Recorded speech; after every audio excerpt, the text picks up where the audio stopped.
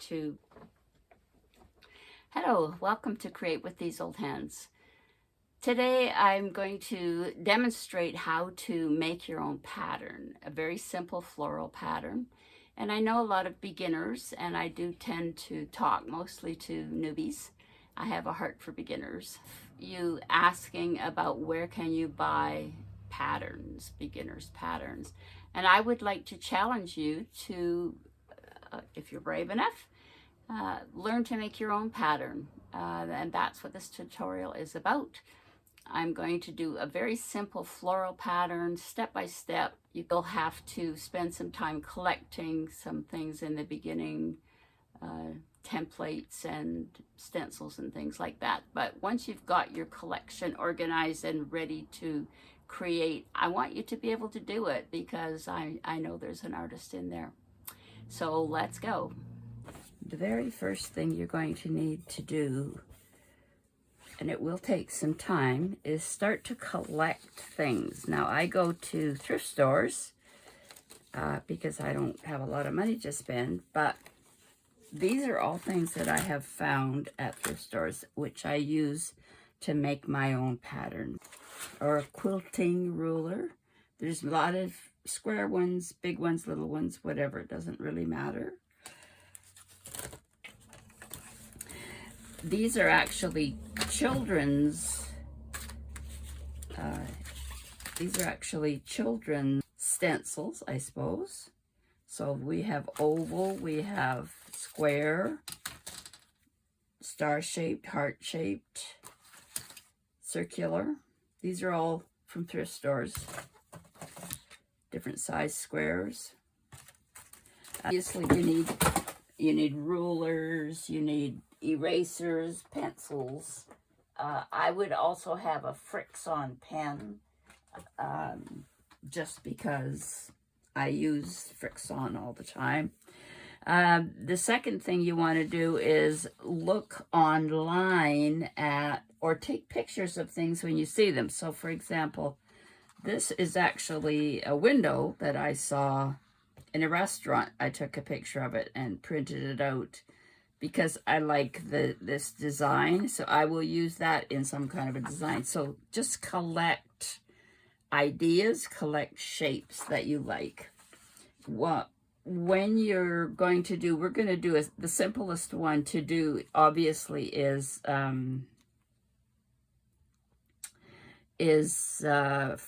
so if you go into online and you search any word and put the word vector on it, scroll down until you get some shapes that you like and just do a screenshot. The last thing I would say that I can't live without is a light box. They're only about $20 on Amazon. And then when you turn that on and turn off your light source, you can trace anything very easily. I tend to draw twice as big as I want and then reduce it with my photocopier that I have. You can always take it to a store and have it reduced, but I don't draw tiny. I draw twice as big as I want. So because this is 4, I'm going to do a bookmark. So this is 4 by 9, which will be 2 by 4.5, which is pretty close to perfect size. Now, because I tend to like things sort of with a framed look, I'm going to turn it sideways, and I'm going to use this twice as big as I want. So instead of 1/4 inch, I'm going to use a 1/2 inch. I'm going to line this up with the outside edge as neatly as I can. I'm going to go in a 1/2 inch, and when it comes time to doing the actual floral, so let's start off with a floral. I'm going to just use a pencil, which I can erase. I'm going to want something that's heavy down here that has 3 or 5, but I'm going to do 3 woven roses or spider web. And then it's going to go up and it's going to break through this inner framework. I won't go past this one because this is the outside edge, but I'm going to go past this one just because I want to, just because I like it. So for the bottom here, I'm going to put 3 circles. Whoops, wrong pen. And do your foreground things first. I'm not putting them in a pot. I'm not putting them in a container. This is just going to be this is going to be a very easy one to embroider because we're doing this as beginners here. So, and don't make, so if this is, don't make this equally up here, make it unequal. So off to the side or down tight or whatever, however you want it. And these are going to be half the size, don't forget. So that's the first thing, is my base of what I want to do. I will take something that has a curve to it to use, and this one that I mean, you can do it by hand. So now these will go over top of each other. So it's going to grow out of here. So it's going to go up. And again, I'm going to change these as I do them. But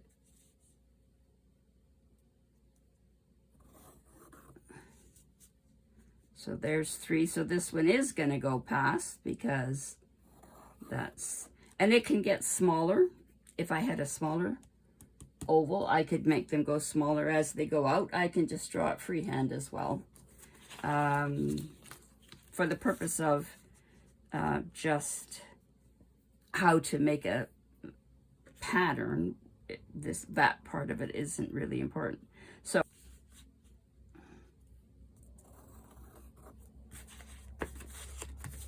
and then using my pen, I will go, there's the stem, it's gonna go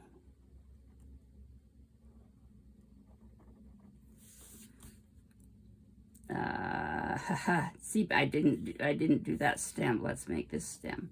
So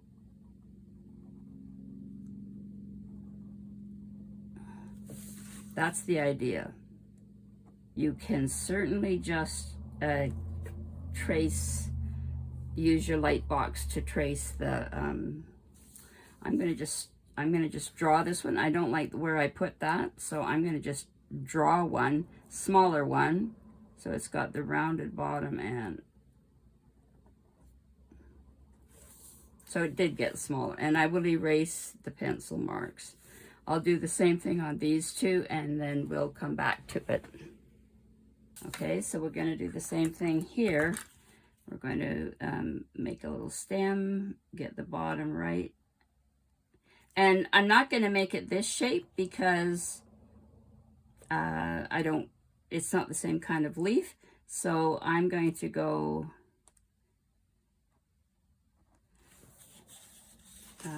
sort of,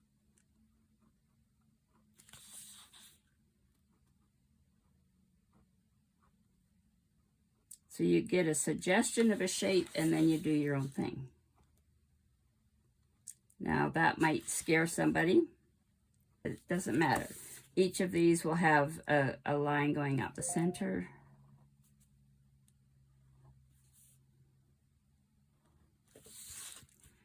And this, there's nothing wrong with just eyeballing it either. All right, so I am going to reduce this by half.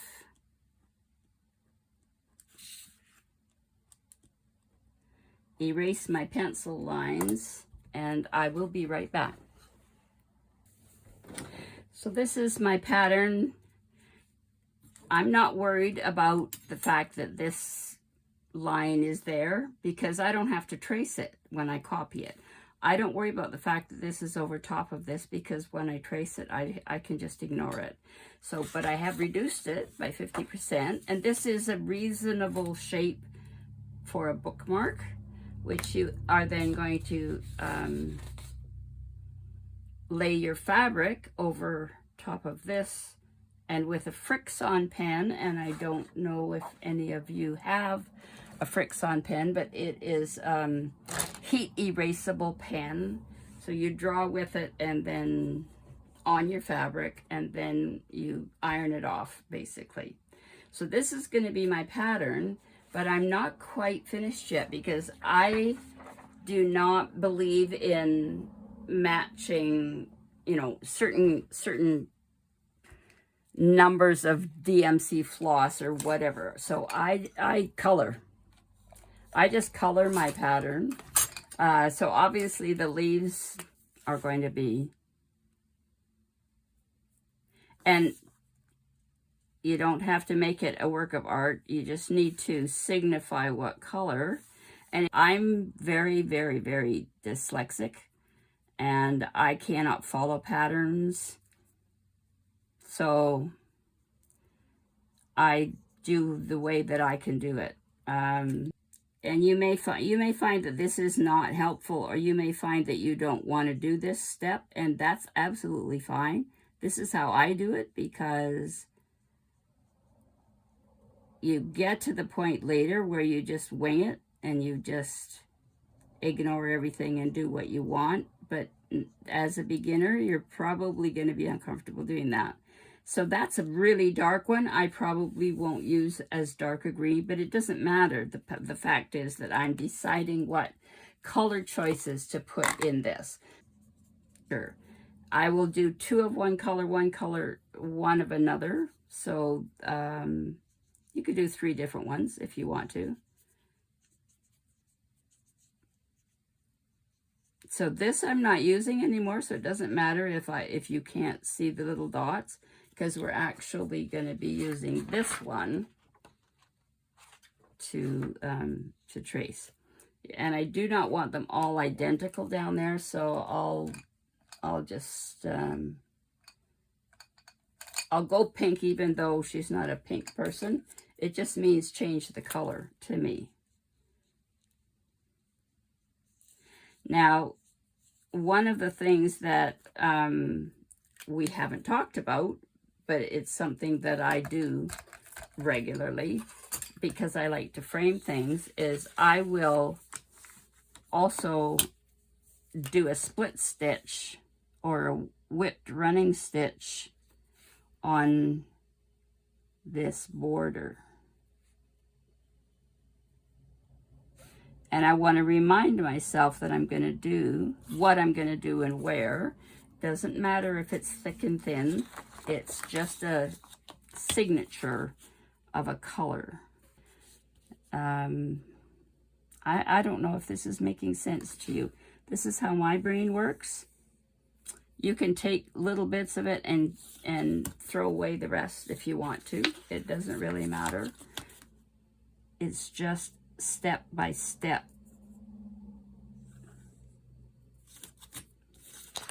It's not looking too bad. I think it would be a nice bookmark. There.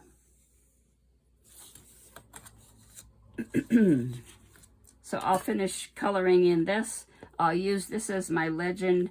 If you really, really want to figure out what colors you're going to use, then find your colors, snip a little piece.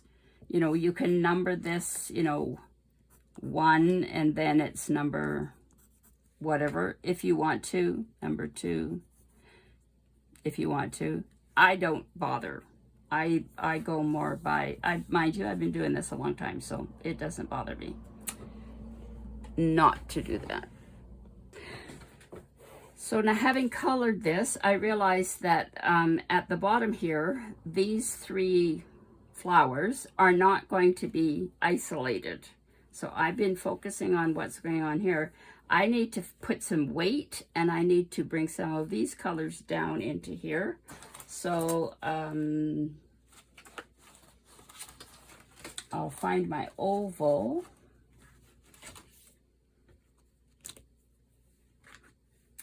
And a pencil. And I will, and again, I can make this, even though it's supposed to be done first, I can easily, so I'm going to just make it partly hidden because they're not coming off a stem. They're coming out from behind.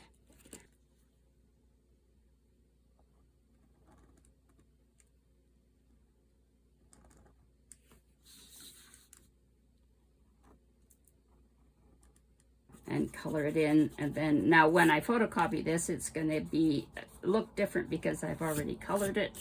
Unfortunately, that's the way.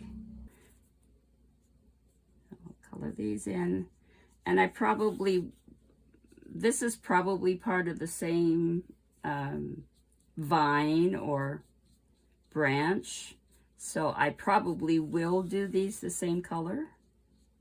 But I'll make sure that these ones are not the same color. This was my original photocopy reduce. This is my new one because I did add to it. I think it looks better. I think it looks more natural for sure. My goal today is not to produce the perfect picture to embroider so much, although I will embroider it. It's more teaching you how to think and what you need tools-wise to be brave enough to jump away from buying and paying for patterns. Floral is definitely the easiest one to start with, and that's the one that we're starting with today. This is what a Friction pen looks like.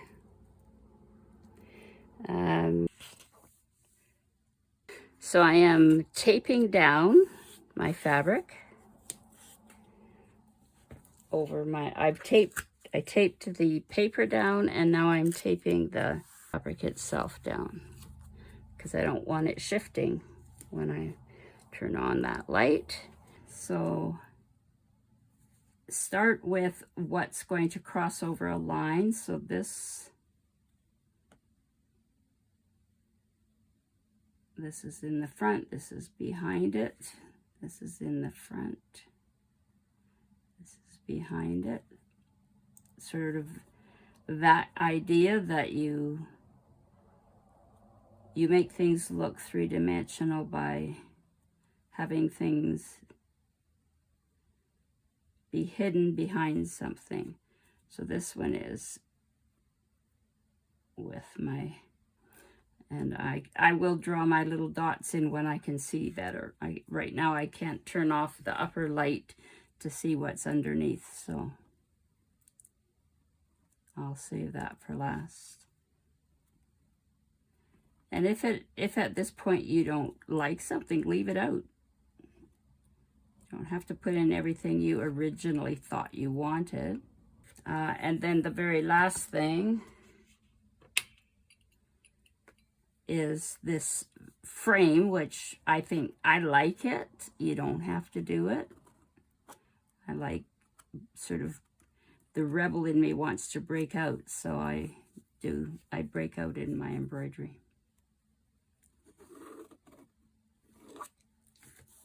Since this is a composition make your own pattern tutorial, I won't film the embroidery part of it, but I will show you what it looks like at the end. So here we are with our finished bookmark. The outside, both of the outside straight lines is couching. However, the inner one, I couched down a pale, this color, and then I whip stitched this color over top so that it's slightly different than this one, but it matches in here. 1, 2, 3, 4, 5, 6, 7, 8, 9. So all of these leaves I did with, it's called a pistol stitch. So I went from the inside to the outside rather than in a line where I taught it. I taught this in a video about the heart-shaped sampler where I did it sort of in a line. This is done side by side with the pistol on the outside. All three of these are done with the woven This is in and out and in and out because it's the woven rows. This is under 2, back up 1, under 2, back up 1, under 2. That's called the spider web stitch. I filled the bottom in with French knots, which was also taught. All of these were taught in that class. There is nothing new here that hasn't been taught in that class. This, so it's simply a chain stitch that's gone down at the end and then started here, chain stitch. I guess it's called Lazy Daisy. It's almost the same stitch. And then once that was done, because it was quite large and loose, I don't know if you can see it, but I actually tacked down the outside edges because this is the bookmark and it's going to be well used. I didn't want anything coming loose. So there's, each of these is tacked down a little bit on the outside. And then the inside is just simply, I guess you could call it a satin stitch. It's just filled in. So there are 1, 2, 3, 4, 5, 6, 7 stitches only in this little project. And I hope that you try it. I hope that you make your own pattern. Decide, you don't have to do the same stitches that I did. Certainly you can do whatever you like. I'd love to see a finished one if you can post it in a comment, and what colors you used and what stitches you used, and how it went for you. I hope you learned something. I hope that it has inspired you to create your own patterns. This is just a floral one. There are many others, different kinds. And if you have a specific kind of pattern that you would like to learn to create, please let me know and I'll figure it out and then I'll make a tutorial for you. Okay? I appreciate you coming by. I've enjoyed spending time with you. And if you really want to make me smile, please hit the thumbs up. I love it. Bye for now.